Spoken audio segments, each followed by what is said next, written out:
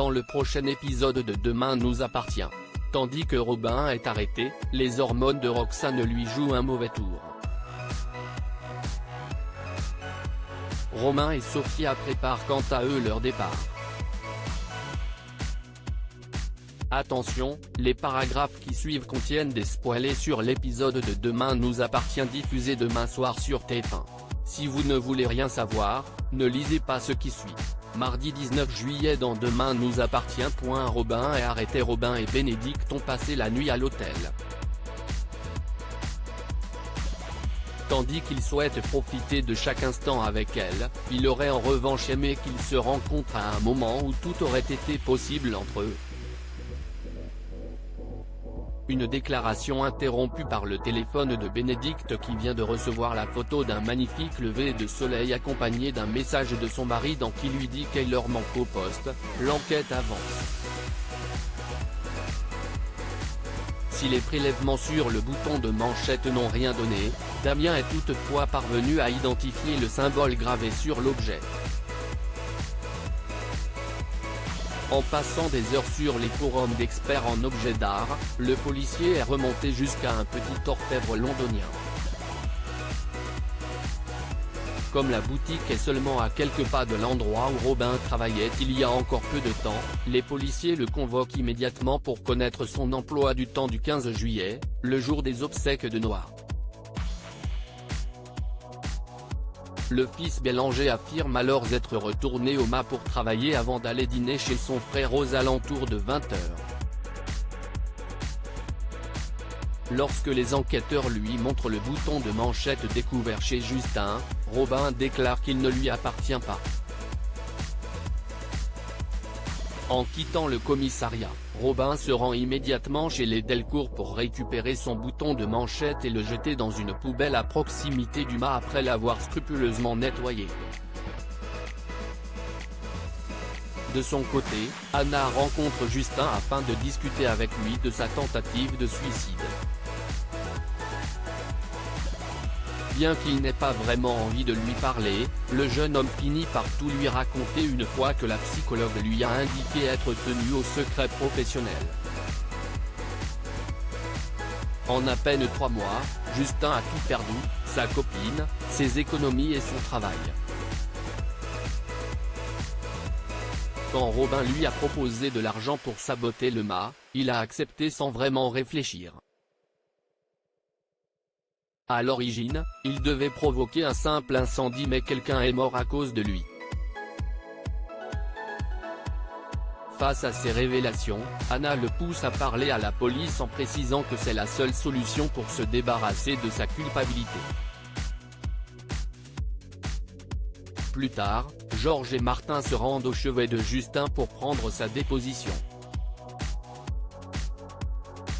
Le jour où Alex l'a viré, Robin est venu le voir et lui a proposé 10 000 € pour faire couler l'affaire de son frère. S'il a saboté la laveuse à huîtres, c'est Robin qui est responsable de l'explosion de la glacière, de l'accident de sa nièce ainsi que de l'empoisonnement des huîtres à l'arsenic. Justin voulait tout raconter à la police mais Robin l'a tabassé pour lui faire comprendre ce qu'il attendrait chaque jour en prison s'il venait à parler. Sans attendre, Martin file au mât puis arrête Robin devant Alex et Judith qui restent sans voix. Une fois au commissariat, le commandant Constant tente de pousser le fils Bélanger à faire ses aveux. Au moment où il s'apprête à parler, Sophie Novak débarque en salle d'interrogatoire et exige de s'entretenir avec son client. Une fois seule, Sophie lui précise que ses honoraires sont pris en charge par leur ami commun. Et cet ami n'est autre que Victor Brunet. D'ailleurs, l'avocate a un petit message à lui transmettre. En échange de son silence, Victor s'engage à payer les études hors de prix de son fils Baptiste. Les hormones de Roxane lui jouent des tours. Sarah a préparé un petit déjeuner de princesse à Roxane.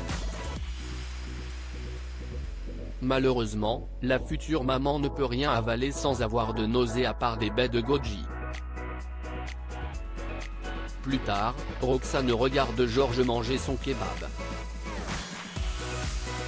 Le policier a tellement faim qu'il dévore son sandwich et en met partout. Lorsqu'il lui en propose un bout, la jeune femme se précipite aux toilettes pour vomir. Et les hormones de Roxane n'ont pas fini de lui jouer des tours.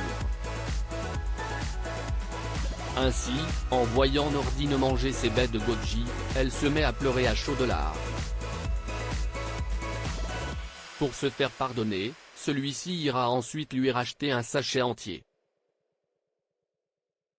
Le soir venu, Roxane est tellement incommodée par le parfum de sa femme qu'elle l'a pris de prendre une douche. Romain et Sofia préparent leur départ dans la matinée. Samuel apprend au douanier que Sofia et Romain ont décidé d'avancer leur départ en Espagne. Afin d'éviter que leur relation se résume à un coup de téléphone par an, le médecin encourage ses amis à avoir une discussion avec leur fille.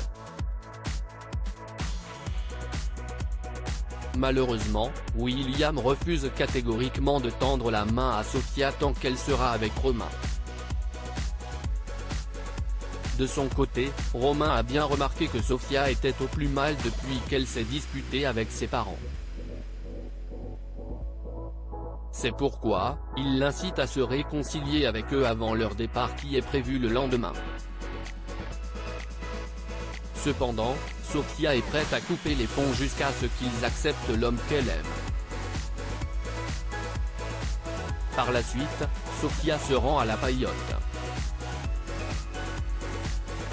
Après s'être assurée auprès de Charlie que cela ne la dérangeait pas qu'ils occupent sa chambre une nuit de plus, la fille douanier indique vouloir faire une fête ici avant son départ. En échange de quelques conseils pour que Charlie améliore son établissement, Sofia obtient un rabais de 40% sur l'alcool. En parallèle, Romain va chez les douaniers sans que Sofia ne le sache et les prie de ne pas couper les ponts avec leur fille. En effet, il sait ce que c'est de ne plus avoir de relation avec sa famille et ne veut pas que Sofia vive la même chose. Il invite donc Aurore et William à leur fête de départ pour au moins lui dire au revoir.